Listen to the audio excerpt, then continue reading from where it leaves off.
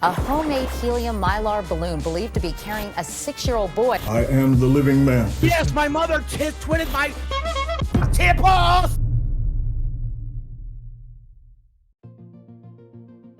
A few months ago, I stumbled upon a live stream with a very inflammatory title and like 30k people were watching it. How could I not click on that? I had no idea who she was, what the channel was about, nothing. But she showed a restraining order, some body cam footage, she was crying. Oh, and Law and Crime got dragged as well. I was shocked at all the information thrown left and right, and here is me, not understanding anything. But one thing I can say is that the live chat was extremely supportive to her. I mean, 30k live viewers all standing by her side said a lot to me in the moment. The live stream was 9 hours, by the way. I didn't watch it all, but I did go back and see the comments coming after Law and Crime, a channel I watch regularly. People were promoting unsubbing in masses, so yeah.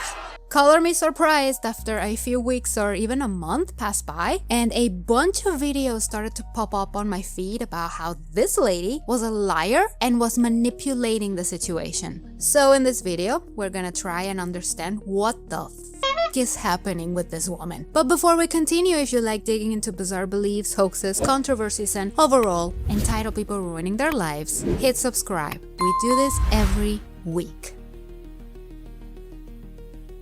I've never been more nervous for a live in my entire life, and I've done a lot of lives or a show in my entire life. And this is not a live or a show that I ever wanted to do or ever thought I would have to do. The channel in question is called Hidden True Crime, and the crime woman's name is Lauren Matthias, a former TV reporter. She and her husband, a forensic psychologist, have a podcast where they talk about criminal psychology on true crime cases. There are some rumors that say Lauren and her husband are not very easygoing people to work with, and the ex-employees have all received cease and desist letters from her. I don't know anything about that. There is so much information on this. Let's go to what I initially started with, which is the live stream. The title was, "I can't stay silent anymore. I am being stalked and bullied and fear for my safety." As I mentioned, there were around 30k live viewers. How could I not click on that? She claims that her ex-friend and ex-employee named Christina MacArthur is stalking her and her family online and in real life, and she is harassing them, sending threats, and gang stalking them for months. Allegedly, Christina is doxing them, smearing the Matthias family online, contacting people currently working with them, and showing up at places where they will be. So the obvious thing Lauren did was obtain a temporary restraining order against Christina, and she got it not only because of the things that I just told you, but there's body cam footage of the woman acting like, I mean, yeah, very weird. She looks unhinged to me, I'm gonna be honest. I believe Lauren showed the body cam footage and read the restraining order on that live stream. The rest was her talking about her personal experiences and how she was coping. 9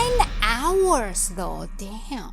Oh, and the Law and Crime beef. Essentially, Lauren wanted to take Christina to court and Law and Crime wanted to live stream it. Lauren claimed it was a stalking issue, something Law and Crime do not go after, allegedly, according to her. So she felt targeted by the network and she did not want her dirty laundry to be exposed on a live stream. So because of this reason, Lauren let go of the idea of criminally suing Christina.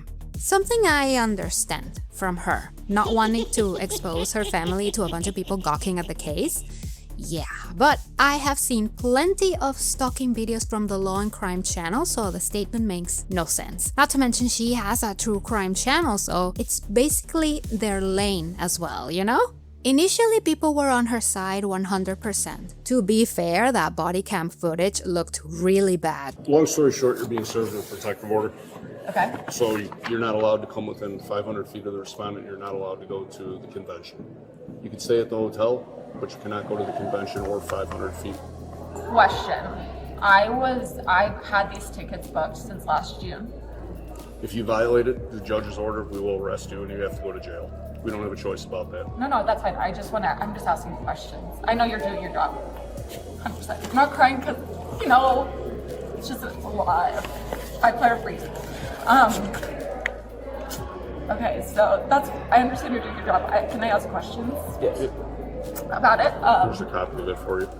I already have it. I have a picture my husband sent me yesterday. We'll leave you with a physical copy. Yeah, just because we have to give, the physical copy to you, that way you have it for your records. Okay. Give one to our record department as well. Can I fight this here? No. This is going to be a Utah case. Plus all the TikTok videos Christina has made about Lauren. Her brother's sperm extracted from his body, an egg, and have either herself or a surrogate carry the baby, and then she raised it as her own so that his posterity could live on. One of the things that was a red flag that I should have seen, instead of chalking it up like, oh, that's a little weird, but whatever. So her brother got in an accident and he was in a coma, okay? So he was brain dead in a coma. Because to have a police officer telling me it's against the law to do that, I actually have several examples of her sending so many screenshots to me from other people. So, well, then person would be the victim. Yes. So I could also inform that person that she would be the victim of this. Yeah. So, but my question is like, I mean, obviously you don't know the case law off the top of your head. I have an officer calling me, spouting something is the law, and I want to know what, like, so I can wait a second for sure. Like, I know, like, I'm giving you grace here. Like, I get it. You don't have all the, like, I can't even remember my kids' names in a row at sometimes. Like, I can't even imagine remembering all the laws. So I can wait a second for sure, but I definitely am curious. Yeah, it looks demented. I don't think she showed evidence of gang stalking on that live stream, but everything Lauren said was believed immediately. The viewers saw the live stream as a call for help. They saw someone struggling with chronic harassment, and she was done being silent. I felt really bad for her. I said to myself, I will unsub from Law and Crime because they are gross. Lucky or unlucky for me, my brain is 80% made of Teflon, so I forgot about unsubbing and the case in general. I then realized that weeks after the live stream, a lot of people investigated about this and wanted to give everyone their findings. Nothing. They found nothing, as in Lauren's words had no tangible evidence, no indications of gang stalking. The doxing situation was because Christina had access to Hidden True Crime's YouTube studio, and after they fell off, Lauren accused her of having personal and financial information about her. I mean, yeah, dummy, you gave her the password, she worked for you. There's another Bodycam footage where Lauren and her husband are really trying to pitch to the cops how they are being harassed, but the cop is just not understanding the situation. So that's where it's frustrating for victims, is they're like, but I know what they meant by this. And it's like, I understand you're feeling this way, but based on the verbiage, we can't go down the criminal route right now because they're not being specific enough. So, in short, there is no evidence of any of the things Lauren was crying about in the live stream, at least the things that are shown to the public. Maybe there's some evidence being hidden because of lawyers? I really don't think it's the case. So now there are two camps. The core supporters that are mainly empathizing with someone who they believe is being stalked and harassed, and on the other hand, there's the critics that are seeing everything with cold pair of eyes. No emotions, but evidence. So it seems this was a private dispute turned public, but in a very unhinged way. In both sides, Christina's TikToks are not good, plus the body cam footage. And the 9 hours I'm a victim pity me live stream on Lauren's side? Yeah.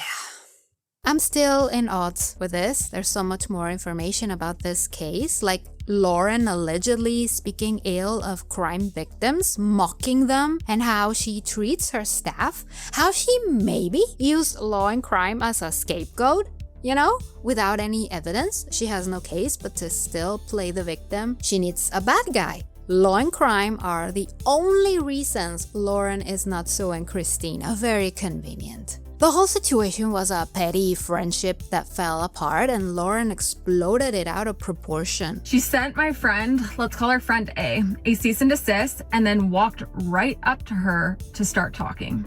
Friend A avoided her completely. They work in the same space, so overlap happens. But the rule friend A made was simple. If she talks to me, I will not speak to her back. One night, my friend, including friend A and others, are at a restaurant. They've been there for 2 hours.